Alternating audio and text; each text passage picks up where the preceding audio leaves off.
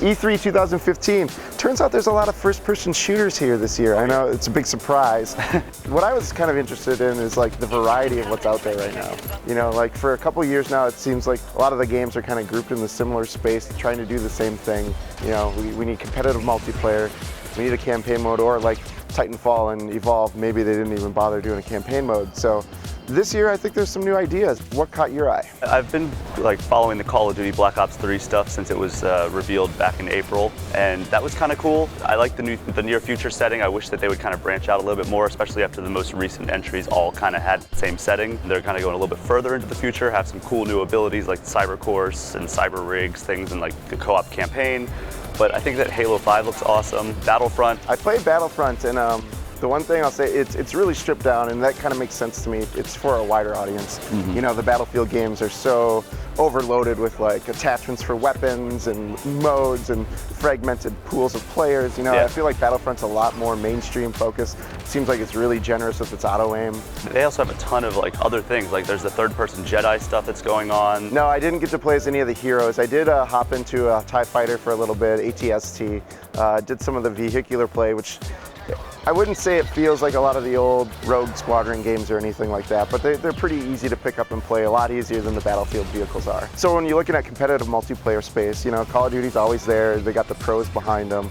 They're kind of doing some new player-specific things, so it's not all just like free-for-all loadouts, right? There's new characters with personalities. Yeah, they're called specialists. There's 9 of them when the game launches in November, and they've revealed 6 of them so far, and they have like these weapons. Like there's this one guy with gravity spikes where like it charges up, and then you can go and like run, and he like jumps and goes like that and throws it to the ground, so like a shock wave out. They balanced it in such a way that it's gotten better since when I saw it way back in April. And that's not the only competitive multiplayer game that's kind of taking that MOBA player class thing and putting it into a competitive space.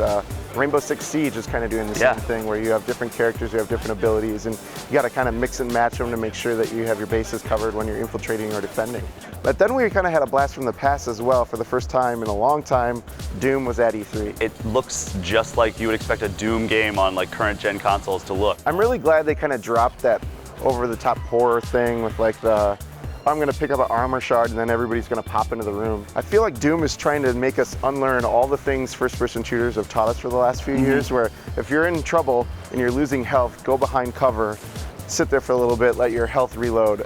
Doom goes the other way. They say the only way you can get more health is by killing more guys, which is great. And you get more health if you pull off all those brutal melee kills that they're calling gore kills. And like I love like the fact that it's just so run and gun. It's not like, all right, I'm gonna stop, like take my time, aim down the sights. And we're gonna get to see like a lot of people put their own personal stamp on that play as well, because they announced snap maps, which I guess has been in development for a long time since John Carmack was still there. Yeah. It's kind of like a Little Big Planet build your own experience for the shooter space. So yeah, it's gonna be really cool to see like how that works into like the console market. Now there was also kind of a dark horse that we weren't really expecting to see this year that popped into E3. What were your take on Ghost Recon Wildlands? I was not sold so much on the trailer, but then I got to see a demo, like a live gameplay demo, and it was unbelievably enjoyable. It does have that very Far Cry vibe where you can just go anywhere and do whatever you want. Yeah, drop in, drop out, 4-player co-op. If you play solo, you take control of the AI. Kind of like a traditional Ghost Recon game. And the thing I liked about it, for a long time, Ghost Recon was doing like the advanced warfare stuff before everybody else started doing it. This is more like in line with the first Ghost Recon games, 1 and 2, where it's set in a modern setting. And it's also a new kind of villain that you're facing in a Mexican drug cartel in Bolivia. There was one part where they brought us up in a helicopter and like they're like, look around, everything that you see, like you can go explore, and there's gonna be things happening at random. It definitely has that Skyrim with guns feel, you know, where like I'm just picturing myself having like 52 open side quests. Oh my God, I don't even want to get into that. That's a really diverse lineup of shooter games that we saw this year that are going to be coming out within the next year. And we didn't even mention Destiny. There's a ton, and I don't believe that stuff is going to be going to the old consoles. They're giving you more and more reasons why you need to jump to the new consoles. It's a good time to be a shooter fan. Yeah, definitely.